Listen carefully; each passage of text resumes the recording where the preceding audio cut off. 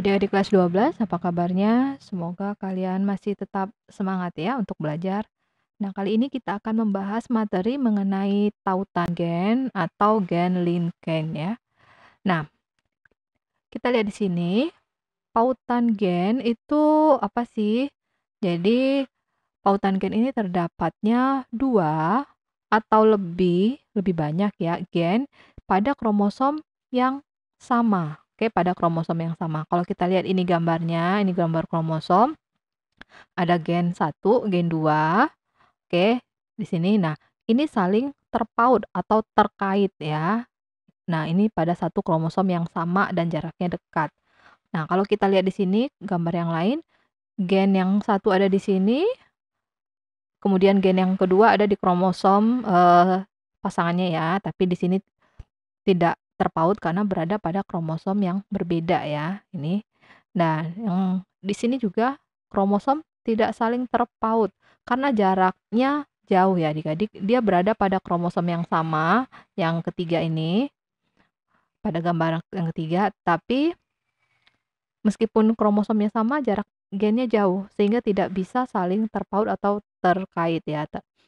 Nah, kita lihat di sini, pautan gen ini dapat terjadi pada kromosom tubuh, juga bisa pada kromosom kelamin ya, pautan seks jika terjadi pada kromosom kelamin atau pautan autosomal jika terjadi pada kromosom tubuh.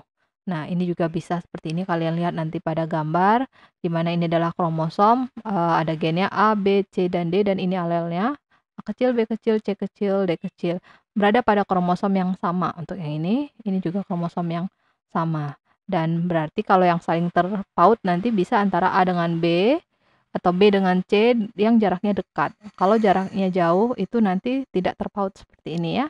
Dan untuk A besar dengan A kecil tidak saling terpaut karena kromosomnya berbeda ya, tidak berada pada kromosom yang sama. Nah, kita lihat di sini. Pautan ini ditemukan oleh Morgan ya, adik-adik. Nah, si Morgan ini dia meneliti pada lalat buah atau Drosophila melanogaster. Nah, dia menyilangkan lalat buah karena dia melihat bahwa bentuk sayap, warna tubuh, dan warna mata dari Drosophila ini berbeda-beda ya adik-adik. Nah, jadi dia coba untuk meneliti di mana di sini Drosophila lalat buah betina yang warna tubuhnya adalah kelabu dan sayapnya panjang. Oke, genotipnya adalah B besar, B besar, V besar, V besar, disilangkan dengan jantan tubuhnya hitam, sayap pendek ya. Ini hitam, sayap pendek.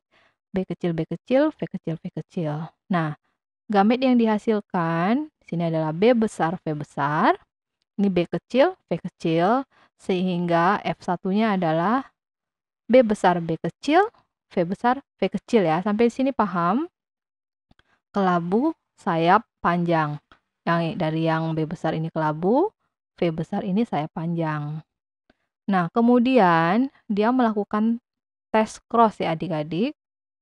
Tes cross berarti dengan yang induk yang resesif B kecil, V kecil, V kecil. Ini tadi F1-nya, ini tadi kelabu sayap panjang. Nah, gametnya harusnya seperti ini ya, ada 4 dari F1, B besar, V besar, B kecil, B besar, V kecil, B kecil, V besar, B kecil, V kecil. Nah, yang induk resesif gametnya hanya satu, B kecil, V kecil. Hasilnya seperti ini. Disilangkan B besar, V besar, disilangkan ke sini B kecil, V kecil, hasilnya adalah B besar, B kecil, V besar, V kecil, kelabu panjang. Ini disilangkan ke sini, hasilnya adalah B besar, B kecil, V kecil, V kecil, berarti kelabu pendek. Nah, jika disilangkan ke sini, hasilnya adalah B kecil, B kecil, V besar, V kecil, berarti hitam, panjang. Dan yang terakhir, sesama resesif, berarti hitam pendek ya. Nah, ternyata Morgan menemukan hasil dari penyilangannya ini bukan seperti ini adik-adik ya. tapi dia hanya menemukan dua macam fenotip, yaitu kelabu panjang dan hitam pendek. Mana sih kelabu panjang? Oke, ini ya, kelabu panjang dan hitam pendek. Nah, fenotip yang lain dia tidak ditemukan oleh si Morgan. Nah, berarti ada sesuatu nih katanya. Karena rasio fenotipnya menjadi 1:1. Harusnya kan Harusnya 1:1:1:1 kan ada 4 macam fenotip. 1, 2, 3, 4. Nah, ternyata dia menemukan hanya ada 2 macam fenotip, kelabu panjang dibandingkan dengan hitam pendek sama dengan 1:1. Nah, dia menyimpulkan bahwa terjadi pautan di mana gen B besar, V besar ini saling terpaut, dan begitu juga dengan B kecil, V kecil ya, saling terpaut. Nah, sehingga saat meiosis hanya akan dihasilkan gamet, 2 macam gamet, B besar, V besar, B kecil, V kecil ya. Jadi bukan 4 macam gamet seperti yang di sini.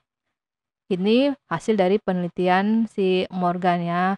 Nah, kita lihat dari penyilangannya. Jadi menurut si Morgan nih, ketika dia ini yang pertama tadi, induknya kelabu panjang disilangkan dengan hitam pendek. Ini gamet masih seperti biasa. F1-nya adalah semuanya kelabu panjang. B besar, B kecil, V besar, V kecil. Nah, kemudian dites cross F1-nya ini dengan induk resesif ya, homozigot resesif. Nah, makanya tadi dia katanya kan gennya terpaut sehingga dari yang ini gametnya hanya ada B besar, V besar, B kecil, V kecil. Sekali lagi karena terjadi pautan di mana B besar terpaut dengan V besar, B kecil dengan V kecil, sehingga hanya ada 2 macam gamet di sini, sehingga hasilnya fenotipnya juga hanya ada 2 ya adik-adik ya. Disilangkan ke sini, B besar, B kecil, V besar, V kecil, kemudian B kecil, V kecil, V kecil ya. Ini hasilnya, sehingga tadi kelabu panjang dan hitam pendek. Nah, kesimpulannya jadi kita ulang bahwa terjadi pautan gen di mana gen B besar dan V besar saling terpaut dan B kecil dan V kecil saling terpaut, sehingga gamet yang terbentuk tadi hanya ada 2 macam ya adik-adik, dan gen tersebut terletak pada kromosom yang sama sehingga saling bertautan. Oke, kalau kita lihat di sini ini adalah kombinasi parental ya adik-adik ya, B besar, V besar, B kecil dan V kecil. Oke, kalau ada pertanyaan, silakan kalian tuliskan pada kolom komentar ya adik-adik, dan kita bertemu pada materi selanjutnya. Salam.